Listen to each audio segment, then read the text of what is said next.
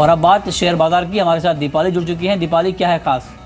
शुक्रिया मृत्युंजय। खास कुछ भी नहीं, क्योंकि कमोडिटीज के साथ साथ इक्विटी मार्केट्स में भी दबाव है। हालांकि बहुत सारे ऐसे स्टॉक्स हैं जो कि हाल ही के रनअप के बाद नीचे आए हैं, वहां पर बाइंग अपॉर्चुनिटी कहां पर है, इस पर हम बातचीत करेंगे। साथ साथ स्मॉल कैप कैटेगरी कौन से शेयर्स है जो कि स्ट्रांग है वीक मार्केट में भी, और जो बीते 2-3 सेशंस में करेक्ट हुए हैं उन पर भी हम बातचीत करेंगे। लेकिन सबसे पहले अगर मार्केट्स का हाथ देखें तो निफ्टी करीब 125 अंक नीचे अभी भी ट्रेड करा है, 1.5% की कमजोरी है। 8741 के लेवल्स पर इंडेक्स ट्रेड करा है, 8750 के नीचे आ चुका है। Banking, cement, auto, capital goods, ये कुछ वीक पॉकेट्स रही हैं आज के सेशन में। लेकिन स्मॉल कैप कैटेगरी कौन से शेयर्स हैं जिन पर हम बातचीत करेंगे, ये जानने के लिए रुक कर लेते हैं स्मॉल कैप रडार का।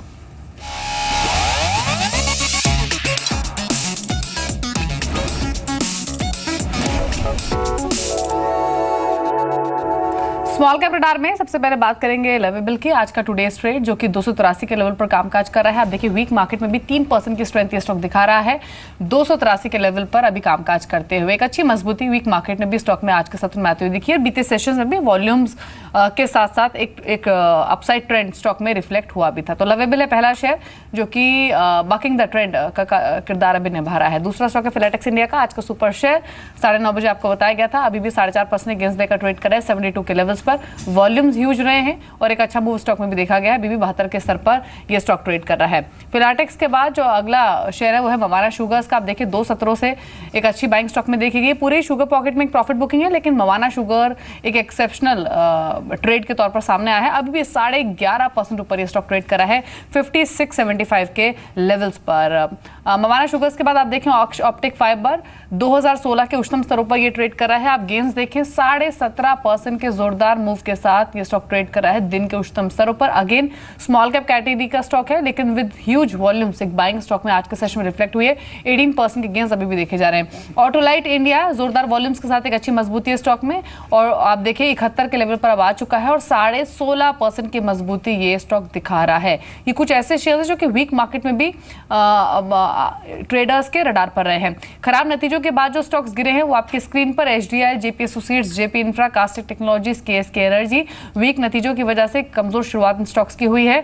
मान इंफ्रा आप देखें बाजार के बिकवाली में ढेर हुआ है, 3% नीचे अभी भी ट्रेड कर रहा है 4640 के लेवल्स पर। मान एल्यूमिनियम यहां भी 8% की बिकवाली आज के सेशन में देखी जा रही है, 53 के लेवल्स स्टॉक में देख रहे हैं। वी2 रिटेल बीते सत्रों में वी2 रिटेल में एक अच्छी बाइंग हमने देखी थी, लेकिन रीसेंट रनअप के बाद प्रॉफिट बुकिंग आज हावी हुई है क्योंकि मार्केट्स बिक रहे हैं।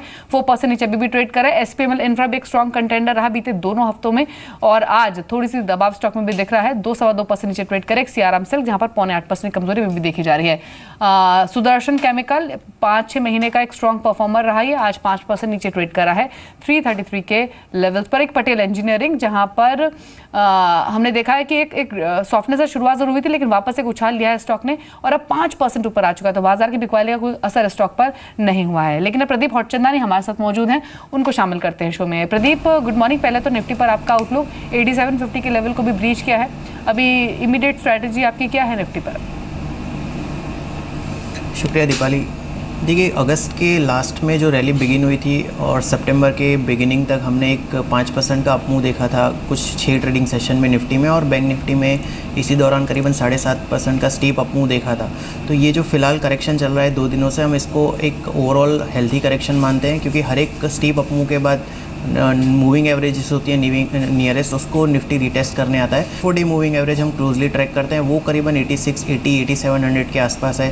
ये जो पूरी अपमूव की मैंने बात की अगस्त के एंड से जो चालू हुई थी, उसका 61.8% रिट्रेसमेंट लेवल भी 8710 के आसपास है। तो ये जो रीजन है 8700 के आसपास का, ये एक इम्पॉर्टेंट सपोर्ट लेवल है, इम्पॉर्टेंट सपोर्ट रीजन है 8780, 8680, 8700 से 8680 का। तो मेरे लिहाज से जब तक ये लेवल होल्ड करते हैं तब तक हम इस करेक्शन को हेल्थी करेक्शन मानेंगे। अगर 8680 के नीचे डिसाइसिवली क्लोज आता है, फिर हम मानेंगे कि ये पोजिशनल तौर पे मार्केट वीक हो रहा है। फॉर द टाइमिंग एक 8680, 8700 के स्टॉप लॉस के साथ ट्रेडिंग लॉन्ग पोजीशन है, पोजिशनल लॉन्ग पोजीशन है, वो अभी भी होल्ड की जा सकती है। जी, तो ऑन डिप्स बायर हैं प्रदीप, ऑन इंडेक्स अभी 8742 के लेवल पर निफ्टी ट्रेड करा है। बहुत सारे स्मॉल कैप स्टॉक्स की भी हमने बातचीत की शो की शुरुआत में, उन पर आप एक कमेंट लेना चाहेंगे प्रदीप? पहले तो कंस्ट्रक्शन इंफ्रा स्पेस के 2 स्टॉक्स, एक तो पटेल इंजीनियरिंग जो कि 2 हफ्तों में एक स्ट्रॉन्ग मूवर रहा और आज भी आप देखिए सॉफ्टनेस खुला जरूर था, लेकिन अब वापस 5% के गेंस दिखा रहा है। और दूसरा एसपीएमएल इंफ्रा जहां पर थोड़ा सा दबाव अभी ऊपरी स्तरों पर देखा जा रहा है। इन दोनों स्टॉक्स पर अभी क्या करना चाहिए? आई थिंक पटेल इंजीनियरिंग में अभी भी ट्रेंड काफ़ी पॉजिटिव है। ये महीने में अभी तक ही 126% बढ़ चुका है, पर जो नेक्स्ट रेजिस्टेंस मैं देख रहा हूँ वो करीबन 122 के रीजन में आएगा, जो इसका दिसंबर 2014 का टॉप था, और उसके बाद 152 का नेक्स्ट मेजर टारगेट आएगा। तो ट्रेलिंग स्टॉप लॉस के साथ इसको होल्ड करने की एडवाइस रहेगी। करीबन 96 से 98 के रीजन में इसका इमीडिएट सपोर्ट है, वही इसका स्टॉप लॉस माना जाना चाहिए। दूसरा जो स्टॉक आपने बताया SPML इंफ्रा का, यहाँ पे आई थिंक ये तो करीबन 3-4% की गिरावट के साथ ट्रेड कर रहा है। तो यहाँ पे मेरे हिसाब से करीबन 80-67 के आसपास का एक सपोर्ट ज़रूर से है, पर ऑन द हायर साइड करीबन 90 के आसपास का रेजिस्टेंस है, वो क्रॉस हो फिर इसमें अपमूव आ सकती है। जी, एक ऑटोलाइट इंडिया और अक्ष ऑप्टिक फाइबर, इन दोनों शेयरों पर अभी क्या प्रॉफिट्स बुक कर लेने चाहिए, क्योंकि वीक मार्केट में भी 17-18% के गेन से दोनों ही शेयर दे रहे हैं, क्योंकि सेंटिमेंट्स थोड़े से वीक है भी मार्केट में, उसको ध्यान में रखते हुए इस गेन को समेट लेना चाहिए, पर होल्ड रखने चाहिए दोनों शेयर्स, ऑटोलाइट इंडिया और अक्ष ऑप्टिक फाइबर? जी, ऑटोलाइट पे होल्ड की एडवाइस रहेगी, क्योंकि अच्छे कंसोलिडेशन के फेज के बाद ये अच्छे वॉल्यूम के साथ आज के सेशन में एक फ्रेश अपमूव या फ्रेश ब्रेकआउट दिखा रहा है। यहाँ पे 78 का जो टॉप था, जो जनवरी 2016 में बना था, ये इसका इमीडिएट टारगेट ज़रूर से है, और उसको ये क्रॉस कर लेता है तो और भी नए हाईस आ सकते हैं। तो यहाँ पे डेफिनेटली एक होल्ड की एडवाइस रहेगी। अक्ष ऑप्टिफाइबर की अगर बात करें तो यहाँ पे मेरे हिसाब से नेक्स्ट जो रेजिस्टेंस आएगा, अगर आपके मंथली चार्ट्स पे मेजर टॉप्स को कनेक्ट करें तो करीबन 23 के आसपास इसको सप्लाई प्रोवाइड करेंगे। तो 23 का एक इमीडिएट टारगेट ज़रूर से रहेगा, और वही उसका मेजर रेजिस्टेंस भी है। वो क्रॉस करता है तो फिर इसमें एक मंथली चार्ट्स पे बड़ा ब्रेकआउट माना जाएगा, और फिर बड़े लेवल्स आ सकते हैं। फॉर द टाइमिंग एक 22.5-23 के आसपास इसका इमीडिएट टारगेट रहेगा। जी, और ये मवाना शुगर्स आपको कैसा लग रहा है? शुगर में हमने बाइंग नहीं देखी है, लेकिन मवाना शुगर एक एक्सेप्शनल रहा है, और आप देखें अभी दिन के उच्चतम स्तरों पर ही आ चुका है, 12% के गेंस, और 2 सेशंस में जो वॉल्यूम्स रहे हैं वो भी काफ़ी स्ट्रॉन्ग रहे हैं। जी, इसमें एक अच्छा खासा करेक्शन और कंसोलिडेशन का फेज़ हमने पिछले 1-2 महीने में देखा, और फिर ये अपने 34 वीक मूविंग एवरेज को टेस्ट करके वहाँ से रिबाउंड दे रहा है। तो फिलहाल एक ओवरऑल अप ट्रेंड में मानेंगे उसको, और जो 69.70 का टॉप इसमें जुलाई में बना था, वही इसका इमीडिएट टारगेट है। ट्रेलिंग स्टॉप लॉस के साथ इसको होल्ड की एडवाइस देंगे। करीबन 49 के रीजन में इसका इमीडिएट सपोर्ट है, वही इसका स्टॉप लॉस मान के इसको होल्ड करना चाहिए। 69.70 का टारगेट रहेगा। जी, इस बीच 3 स्टॉक्स और देख लेते हैं। एक तो डेल्टा कॉर्प, दूसरा बर्जर पेंट्स और तीसरा HCC। यहाँ पर क्या रुझान देखा जा रहा है? आप देखें दिन के उच्चतम स्तरों पर ये ट्रेड करें। डेल्टा कॉर्प 3% ऊपर 158 के लेवल्स पर, HCC भी डे हाई पर है 3.5% का उछाल 39 के लेवल्स पर, और बर्जर पेंट्स को भी देखें तो वहाँ भी जो मूव है वो स्ट्रॉन्ग है, और दिन के उच्चतम स्तरों पर ही बर्जर पेंट्स भी ट्रेड कर रहा है। डेल्टा कॉर्प, HCC ये तो फ्लेवर रहे हैं प्रदीप, और बर्जर पेंट्स भी एक अच्छा मूव अभी दे रहा है। इन तीनों में कोई नया ट्रेड इनिशिएट करने के लिहाज से कोई स्टॉक ठीक लग रहा है आपको? जी, डेल्टा कॉर्प इनफैक्ट आज का हमारा एक ट्रेडिंग पिक भी है। यहाँ पे पिछले कुछ दिनों के कंसोलिडेशन के बाद स्टॉक फिर से एक आर्ली चार्ट्स पे ब्रेकआउट दिखा रहा है। वॉल्यूम्स भी काफ़ी अच्छे हैं, तो यहाँ पे 150 के स्टॉप लॉस से हमने एक लॉन्ग पोजीशन एडवाइस की है। 172 के टारगेट्स देखेंगे।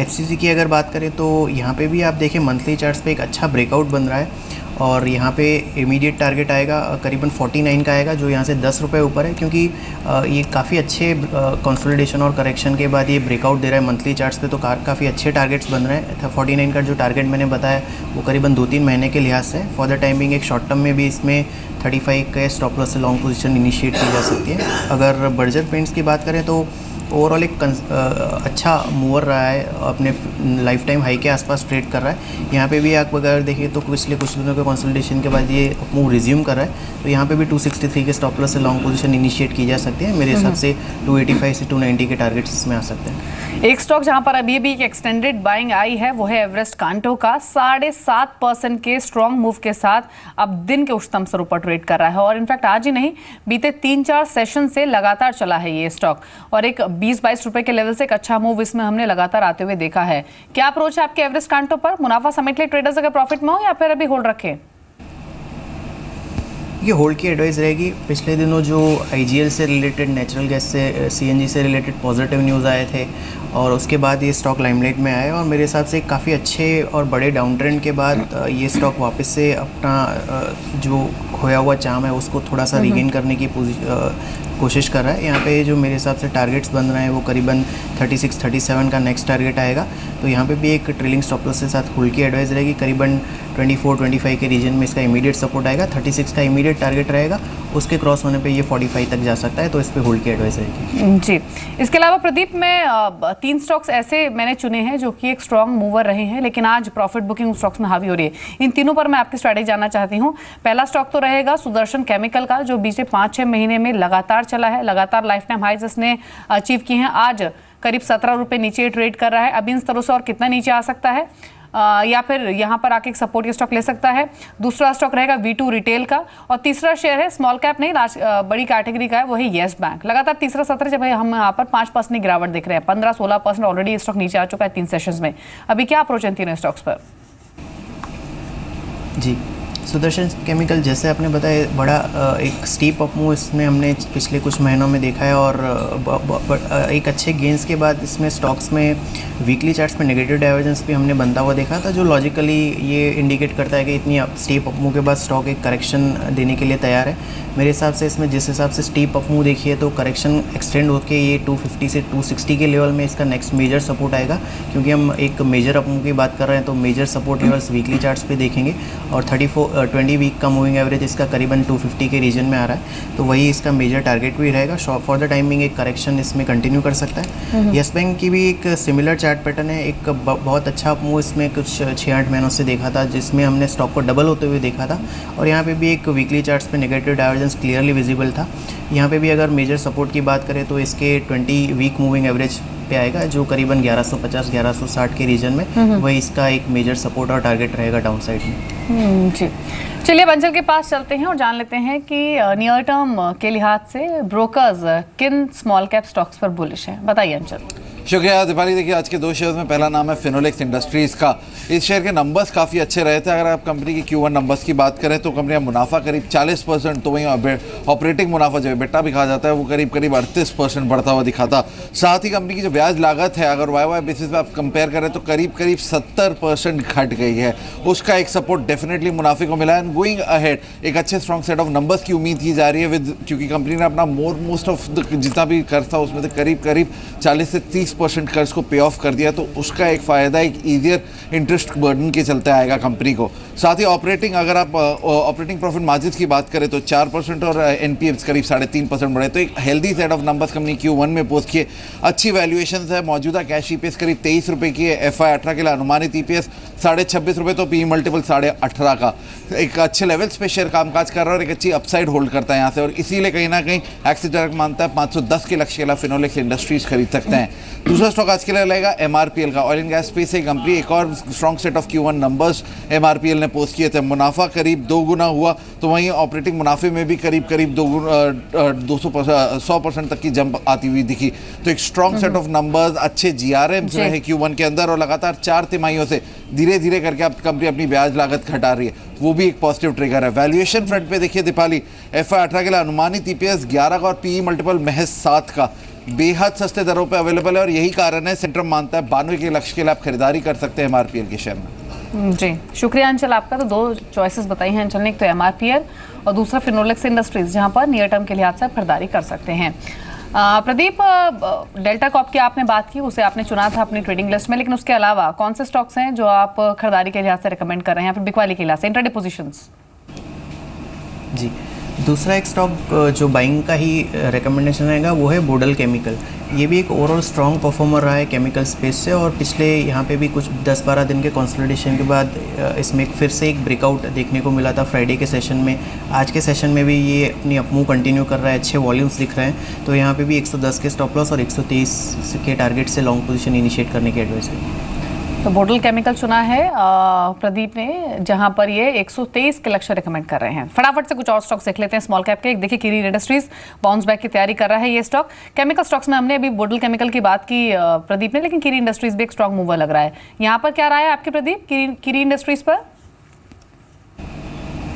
देखिए, किरी इंडस्ट्रीज शॉर्ट टर्म में एक करेक्शन इसने देखा है और पिछले दिनों एक पॉजिटिव डाइवर्जेंस इसने डेली चार्ट्स पे फॉर्म किया है। तो यहाँ पे मेरे हिसाब से शॉर्ट टर्म में एक पुल बैक का कैंडिडेट ज़रूर से बनता है। 284 से 280 के रीजन में इसका इमीडिएट सपोर्ट आएगा, उसी के स्टॉप लॉस से इसमें लॉन्ग पोजीशन इनिशिएट कर सकते हैं। 34 DA में जो इसका ऊपर की साइड में सप्लाई क्रिएट करेगा वो है 339 340 के रीजन में आ रहा है। तो मेरे हिसाब से यहाँ से 10 से 15% की अपमूव ज़रूर से बनती है और 284 के सपोर्ट से इस पे लॉन्ग पोजीशन होल्ड क्रिएट की जा सकती है। जी, तो लॉन्ग पोजीशंस इनिशिएट की जा सकती है किरी इंडस्ट्रीज में। लेकिन इसके अलावा आज एक और डेवलपमेंट होनी है, वो होनी है जीएसटी काउंसिल को लेकर। ऐसा माना जा रहा है कि आज कैबिनेट में जीएसटी काउंसिल के गठन को मंजूरी मिल सकती है। और क्या डेवलपमेंट्स हो सकती है ये जान लेते हैं आलोक से, हमारे साथ फोन लाइन पर मौजूद है। बताइए आलोक। देखिए, प्रेसिडेंट से कॉन्स्टिट्यूशनल अमेंडमेंट बिल जो कि जीएसटी के लिए महत्वपूर्ण बिल है, उसको गो अहेड ग्रीन सिग्नल मिलने के बाद अब सरकार बिल्कुल एक तरह से कहें तो फास्ट ट्रैक मोड में है। जो जीएसटी काउंसिल का गठन होना है उसके लिए आज कैबिनेट में एजेंडा लाया जा सकता है, जिसके तहत जीएसटी सेक्रेटेरिएट बनेगा और जीएसटी सेक्रेटेरिएट ये तय करेगा कि जीएसटी काउंसिल जिसमें राज्यों के तमाम मेंबर्स उसमें मेंबर्स होंगे और तमाम उनकी भागीदारी होगी, वो किस तरह से फंक्शन करेंगे और जीएसटी सेक्रेटेरिएट का अध्यक्ष कौन होगा, कौन मेंबर्स होंगे, ये तमाम चीजें तय होंगी। लेकिन जहां तक सूत्रों से जानकारी मिल रही है, जीएसटी जो सेक्रेटेरिएट है उसके अध्यक्ष जो पश्चिम बंगाल के वित्त मंत्री हैं अमित मित्रा, उनको बनाया जा सकता है। और जहां तक जीएसटी काउंसिल का सवाल है, पहले से ही ये तय है कि वित्त मंत्री जो होंगे वो जीएसटी काउंसिल के अध्यक्ष होंगे। जी, चलिए शुक्रिया आलोक आपका इस बारे में और इन्फॉर्मेशन देने के लिए। तो जिस तरह से आलोक ने बताया कि आज कैबिनेट की बैठक में जीएसटी काउंसिल के गठन को मंजूरी मिल सकती है, जीएसटी काउंसिल की दरें और दूसरे मामलों पर डिसीजन लिया जा सकता है। और सरकार चाहती है कि 1 अप्रैल 2017 से जीएसटी को लागू कर दे। तो उससे ठीक पहले जो सभी फॉर्मेलिटीज हैं, उसके बाद जीएसटी से जो जुड़े हुए दूसरे बिल हैं वो आएंगे। तो जल्द से जल्द जो फॉर्मेलिटीज अभी जुड़ी हुई है जीएसटी से जुड़ी हुई, उसको वो पूरा करना चाहते हैं। लेकिन अभी मार्केट्स करीब 126 पॉइंट्स नीचे अभी भी ट्रेड कर रहा है। कुछ और स्टॉक्स देख लेते हैं। 2 स्टॉक आप फटाफट से देखिए, तो बॉम्बे डाइंग और दूसरा पीटी लेमिनेशन, दोनों ही डिहाई पर आ चुके हैं। अच्छी मजबूती इन दोनों शेयर्स में भी देखी जा रही है। एक क्विक कमेंट आपका प्रदीप, पीटी लेमिनेशन और बॉम्बे डाइंग पर। देखिए, बॉम्बे डाइंग ने 2 दिन पहले इसका 200 DMA का लेवल क्रॉस किया था। काफ़ी अरसे के बाद ये 200 DMA के ऊपर निकला है और फ्राइडे के दिन में इसने ये जो लेवल्स थे वो सस्टेन किए थे। तो यहाँ पे मेरे हिसाब से अपमूव कंटिन्यू कर सकती है। नज़दीकी जो टारगेट्स रहेगा वो 62 का लेवल रहेगा, जो इसका मंथली चार्ट्स पे 34 मंथ का एवरेज है। इसके साथ साथ अगर पीटी लेमिनेशन की बात करें तो ये एक अच्छे अप ट्रेंड में दिख रहा है। ये भी अपने मेजर जो हर्डल्स थे वीकली चार्ट्स पे उसको क्रॉस करके उसके ऊपर सस्टेन कर रहा है। तो यहाँ पे मेरे हिसाब से जो मेजर टारगेट मैं देख रहा हूँ वो करीबन 66-67 का आएगा। तो यहाँ पे भी एक 34 DMA का जो नज़दीक का सपोर्ट है वो करीबन 44 में इसको अच्छा सपोर्ट देगा। उसी के स्टॉप लॉस से लॉन्ग पोजीशन होल्ड की जा सकती है। चलिए शुक्रिया प्रदीप शामिल होने के लिए शो में और सभी स्टॉक्स पर अपने कमेंट्स देने के लिए।